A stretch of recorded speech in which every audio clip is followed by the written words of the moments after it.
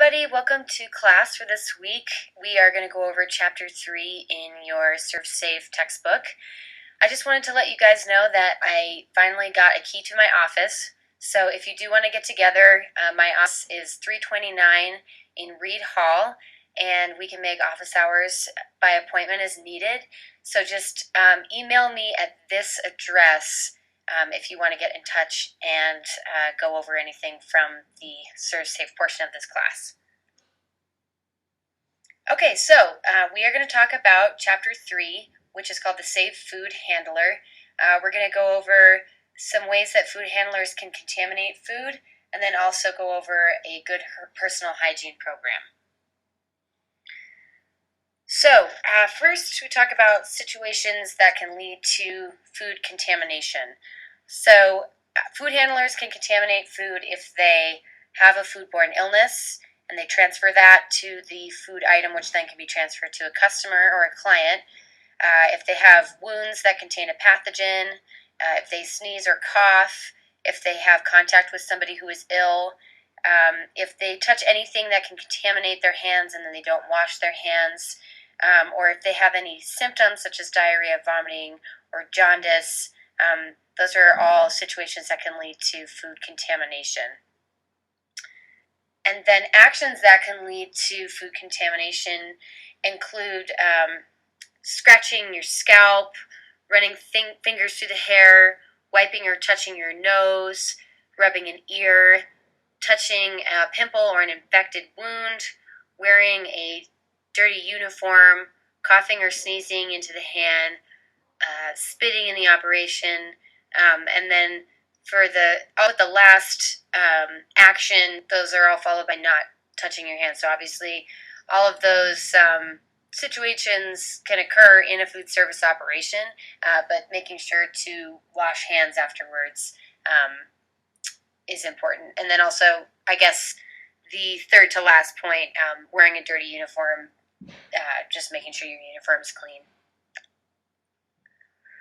So then let's talk about a good personal hygiene program. So in the Serve Safe manual, they break a personal hygiene program into 3 sections. First, good hand practices, including information about hand washing, hand care, glove use, and preventing bare hand contact with ready-to-eat food.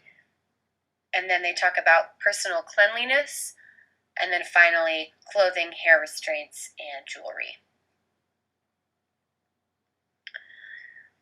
So when talking about washing hands, in any kitchen or workstation, it's important to note that nobody should wash their hands in sinks that are designated for other purposes that are going to involve either food or the dishes. So every kitchen should have a separate hand washing sink.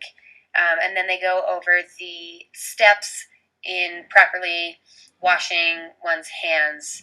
And every kitchen or workstation is legally required to have a sign that talks about all the steps in washing your hands to make sure that you get rid of any possible contaminants. So then they talk about when you should wash your hands, and it's a lot of common sense incidences. Pretty much, after touching anything, you should wash your hands. So any server or food preparer will be washing their hands constantly during a shift. And then hand care. People who are serving food or preparing food should have short, clean fingernails, no false fingernails, no nail polish, and any cuts or wounds should be completely covered. So if you do have a cut or a wound on your hand, that should be washed, covered with a bandage, and then also sealed. A lot of the times in restaurants they have individual finger covers that somebody can wear, or somebody has to wear a glove and to make sure that the wound is covered so that they don't contaminate food going out to customers and clients.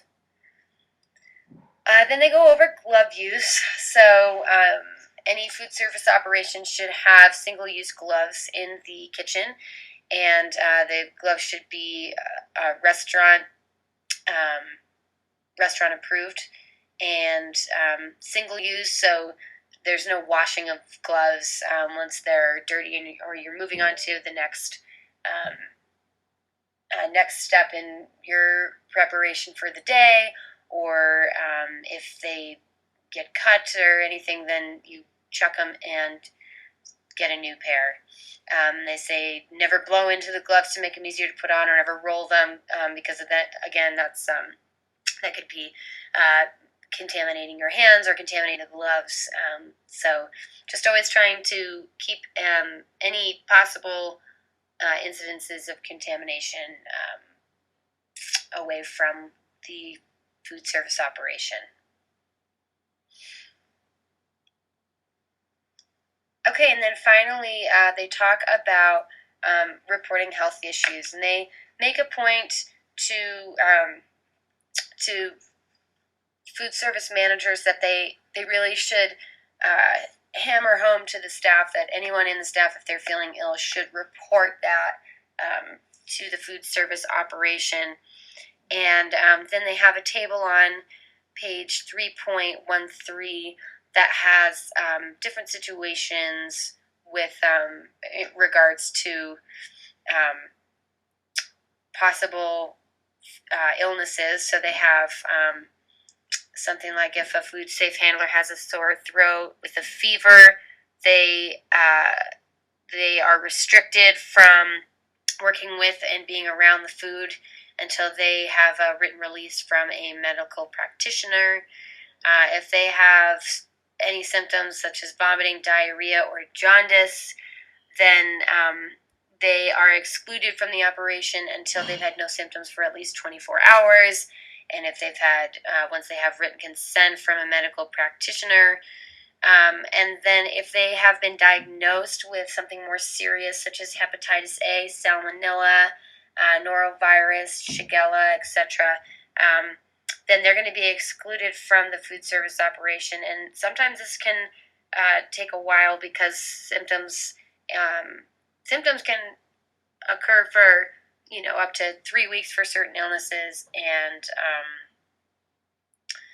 then they can be contagious for a while afterwards. So it is really unfortunate if a food server or a preparer does get diagnosed with one of these foodborne illnesses. But if that is the case, obviously to pass it on to more customers and clients would be even worse. And so they just make a point to really hammer home that staff should report any health issues that could lead to the contamination of food, which then could lead to making a client or a customer sick. So that is all of the information for this week. And I think the take home is just in any food service operation, one should make sure to practice good personal hygiene, to make sure that clients and customers are getting high quality and safe food. And good luck on your activities. So far, activities are going really well. You guys seem to be getting all the information.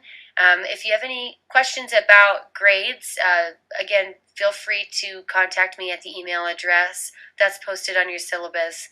And then if it's something you want to meet in person about, we can meet in my office in 329 Reed Hall. All right, everybody, have a good week. Thanks.